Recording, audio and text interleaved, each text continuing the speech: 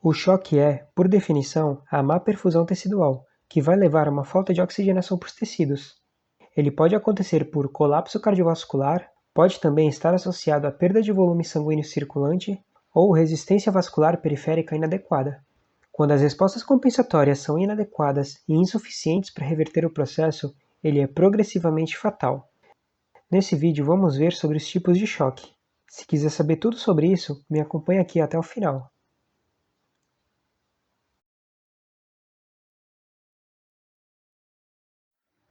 Lá na fisiologia, a gente aprende que o sangue precisa ser distribuído a todos os locais do corpo, para levar oxigênio, nutrientes e retirar os metabólitos. Para que ele circule, existe uma bomba, que é o coração. O coração precisa funcionar adequadamente para bombear o sangue com eficiência. Além disso, sabemos que, para o sangue sair do lado esquerdo e voltar para o lado direito, precisa ter diferença de pressão. A pressão na aorta é muito maior que a pressão que existe na veia cava, e isso permite que o sangue saia do lado esquerdo e chegue ao lado direito. Os vasos podem oferecer mais ou menos resistência para a passagem do sangue. O leito arterial oferece mais resistência.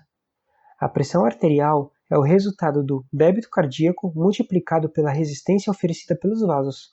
Se acontecer vasodilatação, a resistência vascular cai, e consequentemente a pressão arterial também cai, mesmo que o coração esteja funcionando adequadamente. O inverso também é verdadeiro. Se o coração tiver algum defeito e diminuir o débito cardíaco, a pressão arterial vai cair, e não necessariamente existe um problema nos vasos.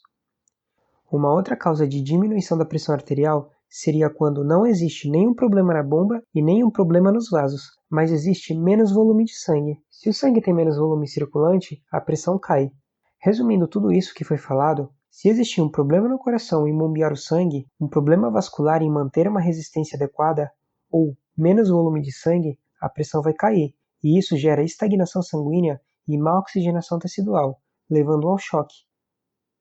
Outra coisa importante de ser lembrada é que quando ocorre diminuição da pressão arterial, os mecanismos compensatórios começam a ser acionados, como o sistema renina-angiotensina-aldosterona, que gera toda aquela cascata retendo sódio e fazendo vasoconstrição para aumentar a pressão arterial. Nesse processo, o ADH também é acionado para reter mais água e jogar mais líquido no sangue para aumentar a pressão. O sistema nervoso simpático também é acionado para aumentar a frequência cardíaca e a força de contração, e, consequentemente, o débito cardíaco. Além disso, a adrenalina faz vasoconstrição periférica para aumentar a resistência vascular e, consequentemente, a pressão arterial. Esses são os principais mecanismos fisiológicos que são acionados para aumentar a pressão quando ela cai. As causas de choque são bem variadas, mas os eventos que ocorrem são bem semelhantes. Em todos os casos, independentemente da causa, a hipotensão gera diminuição da perfusão tecidual, o que leva à hipóxia e, consequentemente, as células sem oxigênio começam a realizar metabolismo anaeróbico, ocorre degeneração e, finalmente, morte celular. Podemos classificar o choque em 3 tipos: o choque cardiogênico, hipovolêmico e de má distribuição sanguínea, sendo que o choque de má distribuição sanguínea pode ser dividido ainda em choque séptico, choque anafilático e choque neurogênico. Eu vou resumir aqui cada um desses. Começando pelo choque cardiogênico, ele é o resultado da falha do coração em bombear o sangue. Ele pode acontecer por insuficiência cardíaca atribuída a infarto do miocárdio, taquicardia ventricular, fibrilação e outras arritmias, cardiomiopatia dilatada, cardiomiopatia hipertrófica e várias outras disfunções cardíacas. Não importa o tipo de cardiopatia, em todos os casos há uma redução do volume sistólico e, consequentemente, do débito cardíaco. Todos aqueles mecanismos compensatórios, como a resposta adrenérgica, por exemplo, para aumentar a contratibilidade do coração, são acionados, porém o sucesso é variável de acordo com o tipo de lesão e capacidade do coração em responder a esse estímulo. Com isso, ocorre estase do sangue e hipoperfusão tecidual. O choque hipovolêmico é causado pela redução do volume sanguíneo, tanto pela perda de sangue por hemorragia quanto por perda de líquidos, resultantes de diarreia, vômitos ou queimaduras extensas. Essa perda de volume circulante causa diminuição da pressão arterial e baixa perfusão tecidual. Os mecanismos compensatórios são acionados para aumentar a pressão arterial e manter o fluxo sanguíneo para os órgãos críticos, como o coração e o sistema nervoso. Pode acontecer perda de aproximadamente 10% do volume sanguíneo sem que haja redução da pressão arterial. Agora, Se a perda de sangue excede esse volume, não é possível manter a pressão arterial.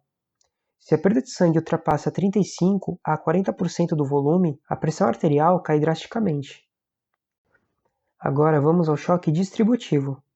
Nesse tipo de choque, ocorre diminuição da resistência vascular periférica e consequente acúmulo de sangue nos tecidos periféricos. Essa diminuição da resistência periférica acontece por vasodilatação sistêmica, e a vasodilatação pode ser consequência de traumas, estresse, hipersensibilidade sistêmica a alergenos, endotoxemia, dentre outras coisas. Nesse tipo de choque, o volume sanguíneo é normal, porém o volume que está circulando efetivamente é bem menor. Se os vasos se dilatam, não tem pressão para o sangue circular, e a capacidade microvascular fica aumentada, com o sangue estagnado, e os tecidos acabam sendo pouco perfundidos. Isso significa que, mesmo tendo um volume normal de sangue, ele não é o suficiente para encher o sistema circulatório, já que os vasos estão todos dilatados e não tem pressão para esse sangue circular. Como eu já tinha mencionado, aqui existem 3 tipos de choques: o anafilático, o neurogênico e o séptico. O choque anafilático é uma hipersensibilidade do tipo 1 generalizada, que tem como causa a exposição a alergenos de insetos, plantas, fármacos ou até mesmo vacinas. Essas substâncias interagem com a imunoglobulina E dos mastócitos, fazendo com que eles se degranulem de forma generalizada com liberação de histamina e outros mediadores vasodilatadores. A consequência disso é a vasodilatação sistêmica e aumento da permeabilidade vascular, causando hipotensão e baixa de perfusão tecidual. O choque neurogênico pode acontecer por traumas no sistema nervoso central, eletrocução, por medo ou por estresse emocional. Nesse caso, a gente não tem a liberação de citocinas, como é o caso do choque anafilático e no choque séptico, que é o próximo que vamos ver. Aqui são descargas autonômicas que causam vasodilatação periférica e acúmulo de sangue venoso. O choque séptico é o tipo mais comum de choque distributivo. Ele é causado por componentes da parede de fungos, bactérias, que induzem a liberação excessiva de mediadores inflamatórios, que por sua vez causam vasodilatação sistêmica.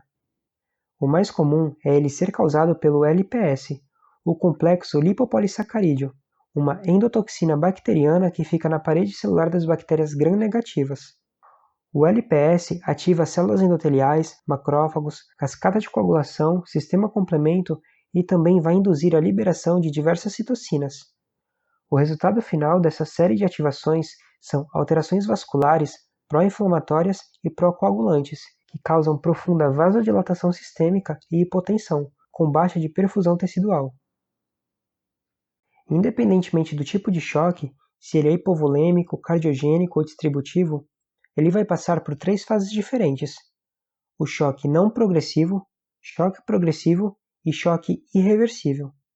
No estágio não progressivo, diversos mecanismos compensatórios são ativados, como a liberação de adrenalina, ADH, a ativação do sistema renina-angiotensina-aldosterona, dentre outros, a fim de aumentar o débito cardíaco e a pressão arterial. Se a lesão for leve, esses mecanismos já conseguem compensar e o animal volta à homeostase.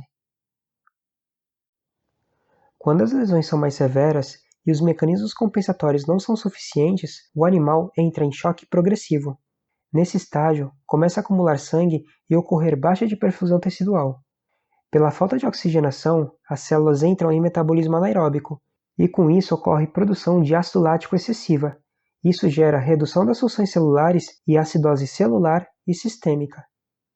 Os metabólitos que as células vão gerando, como a adenosina, o CO2, causam vasodilatação, e isso acaba aumentando ainda mais os efeitos do choque, e o sangue vai ficando cada vez mais estagnado. No estágio irreversível, a acidose metabólica causa inibição da produção de energia pelas células. Além disso, com a baixa perfusão, diversas substâncias vasodilatadoras vão se acumulando ali no local. Ou seja, uma coisa vai levando a outra, de forma que fica impossível reverter os efeitos. A pressão arterial vai caindo cada vez mais e mais. O corpo começa a entrar em síndrome de disfunção múltipla de órgãos. A falência de um órgão acaba contribuindo para a falência de outro órgão. Por exemplo, a pressão arterial vai caindo e isso gera isquemia renal. Um rim isquêmico gera desequilíbrio hidroeletrolítico e isso afeta o coração, gerando arritmias. O coração não consegue bombear o sangue com eficiência e isso afeta o sistema nervoso. Todo esse efeito vai se estendendo. O resultado final disso é a morte do animal. Pessoal, essa aula vai ficar por aqui. Até a próxima!